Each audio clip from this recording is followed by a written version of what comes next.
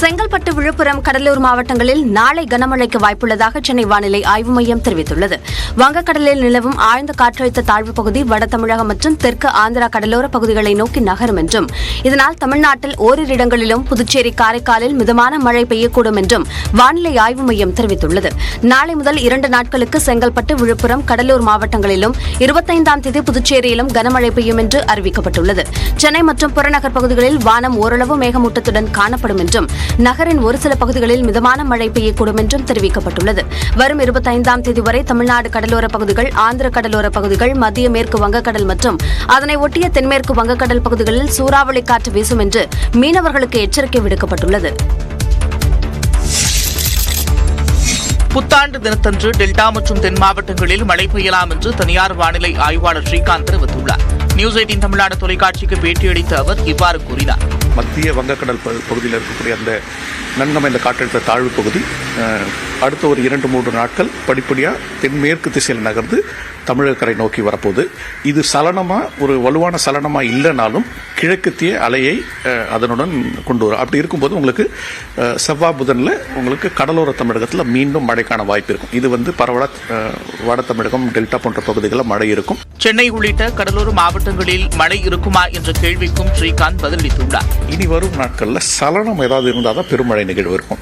December 24, 25ஆம் தேதிகளில் delta மற்றும் வட மாவட்டங்களில் மழைக்கு வாய்ப்புள்ளதாகவும் வானிலை ஆய்வாளர் ஸ்ரீகாந்த் கணித்துள்ளார்.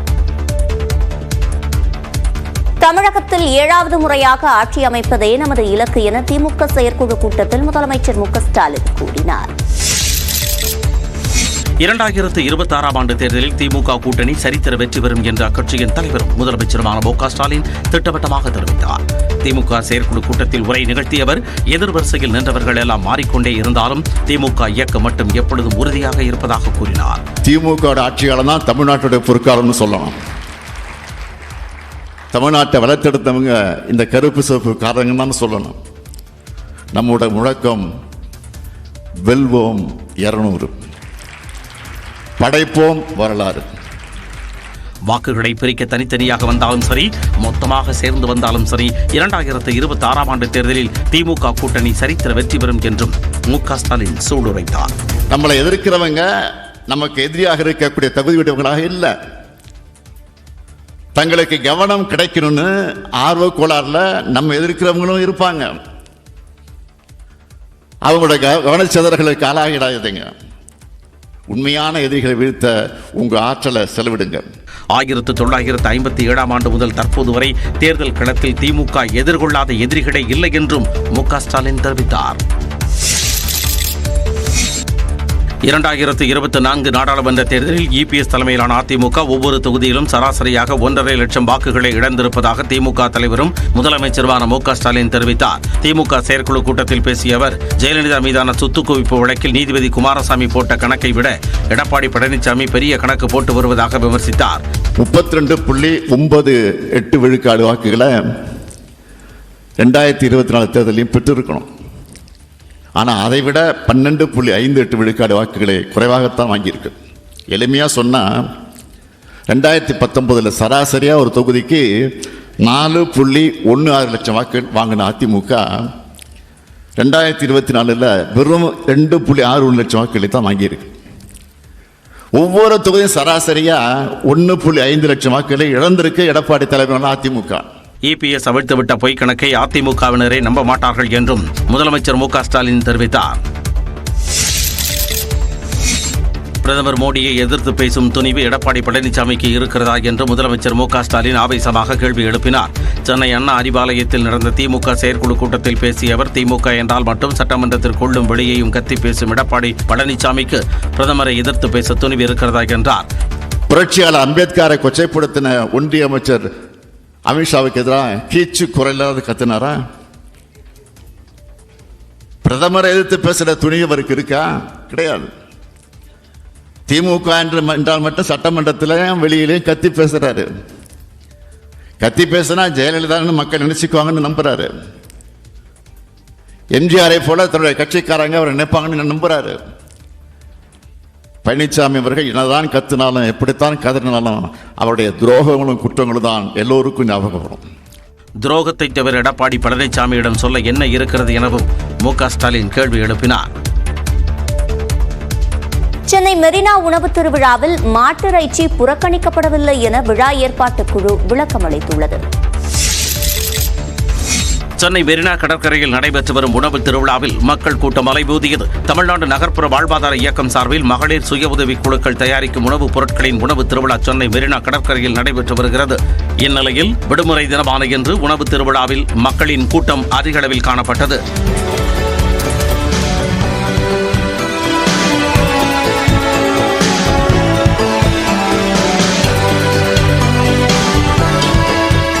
இந்த உணவு திருவிழாவில் பல்வேறு மாவட்டங்களைச் சேர்ந்த உணவுகளை மக்கள் ருசித்து மகிழ்ந்தனர். எல்லா மாவட்டத்தில் இருக்கிற அந்த சின்ன சின்ன விவசாயம் அந்த தெரியாத ஒரு பயிர் மூலிகை சாறு எவ்வளவு கஷ்டப்படுறாங்கன்னு இது ஒரு வரப்பிரசாதமா இருக்கும்னு நினைக்கிறேன். கடந்த 20ஆம் தேதி தொடங்கிய இந்த உணவு திருவிழா 24ஆம் தேதி வரை நடைபெறும் என அறிவிக்கப்பட்டுள்ளது. சென்னை மெரினா உணவு திருவிழாவில் மாட்டிறைச்சி உணவு வகைகள் புறக்கணிக்கப்படவில்லை என விழா ஏற்பாட்டு குழுவினர் விளக்கம் அளித்துள்ளனர். தமிழ்நாடு நகர்ப்புற வாழ்வாதார இயக்கத்தின் சார்பில் மகளிர் சுய உதவி குழுக்கள் தயாரிக்கும் உணவுப் பொருட்களின் உணவு திருவிழா மெரினாவில் நடந்து வருகிறது. இந்நிலையில் உணவு திருவிழாவில் மாட்டிறைச்சி உணவுகள் புறக்கணிக்கப்பட்டதாக கூறி இயக்குநர் ப. ரஞ்சித்தின் நீலம் பண்பாட்டு மையம் அதன் எக்ஸ் பக்கத்தில் கண்டனம் தெரிவித்திருந்தது. உணவு திருவிழாவில் மாட்டிறைச்சியை மட்டும் புறக்கணிக்க வேண்டிய அவசியம் என்ன எனவும் உணவு எங்கள் உரிமை எனவும் பதிவிடப்பட்டிருந்தது. இதனைத் தொடர்ந்து உணவு பட்டியலில் மாட்டிறைச்சி உணவுகள் விற்பனை செய்யப்படுவதாகவும் கரூர் 17வது ஸ்டாலில் பீப் சுக்கா உள்ளிட்ட மாட்டிறைச்சி உணவுகள் விற்பனைக்கு இருப்பதாகவும் தமிழ்நாடு நகர்ப்புற வாழ்வாதார இயக்கம் விளக்கம் அளித்துள்ளது. வார விடுமுறையை முன்னிட்டு உதகை தாவரவியல் பூங்கா, கன்னியாகுமரி, திருப்பரப்பு அருவி, கொடைக்கானல் உள்ளிட்ட பகுதிகளில் சுற்றுலா பயணிகளின் கூட்டம் அலைமோதியது. உதகை அரசு தாவரவியல் பூங்காவில் குவிந்த சுற்றுலா பயணிகள் பாரம்பரிய கட்டிடம், கண்ணாடி மாளிகை, ஜப்பான் பூங்கா, கிக்கியூ புல்வெளி ஆகியவற்றை கண்டு மகிழ்ந்தனர். ஊட்டி தான் ரொம்ப கிட்ட இருக்கு. ஸோ இந்த வெதருக்கு ஊட்டி தான் நல்லா இருக்குன்னு நினச்சி இங்கே வந்திருக்கோம். ஸோ இங்கே வந்து பார்த்தீங்கன்னா செம்ம கூட்டம் இருக்குது இன்னைக்கு. ஸோ ஃபர்ஸ்ட்டு நம்ம அட்ராக்டிவ் லொக்கேஷன்னா பொட்டானிக்கல் கார்டனு ஊட்டியில். ஸோ இதை பார்த்துட்டு அப்புறம் பைக்காரா லேக் போகணுன்னு இருக்கோம். கன்னியாகுமரி மாவட்டம் திருப்பரப்பு அருவியில் சுற்றுலா பயணிகளும் ஐயப்ப பக்தர்களும் குளித்து மகிழ்ந்தனர்.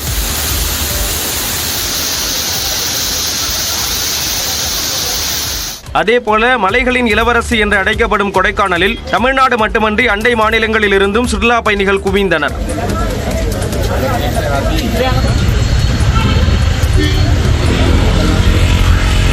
சுற்றுலா பயணிகள் படகில் பயணித்தும், குதிரை சவாரி, சைக்கிள் சவாரி செய்தும், புகைப்படம் மற்றும் செல்ஃபி எடுத்து மகிழ்ந்தனர்.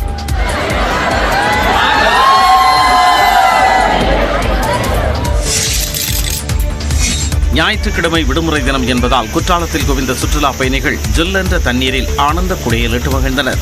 மேற்கு தொடர்ச்சி மலைப்பகுதிகளில் பெய்த மழையின் காரணமாக குற்றாலம் மெயினருவி, ஐந்தருவி, புரியருவி, சிற்றருவி என அனைத்து அருவிகளிலும் தண்ணீர் ஆர்ப்பரித்து கொட்டியது.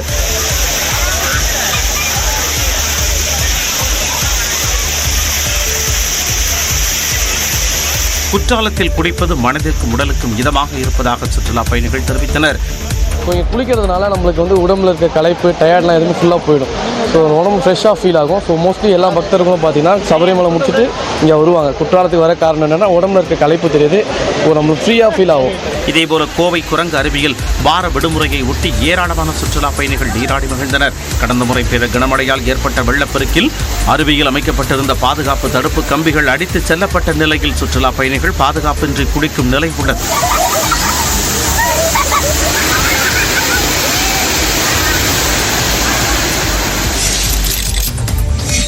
சிவகங்கை மாவட்டம் காரைக்குடி சாயக்கம்மாயில் இருந்து அருவி போல வெளியேறிய நீரில் பலர் குடும்பமாக குளித்து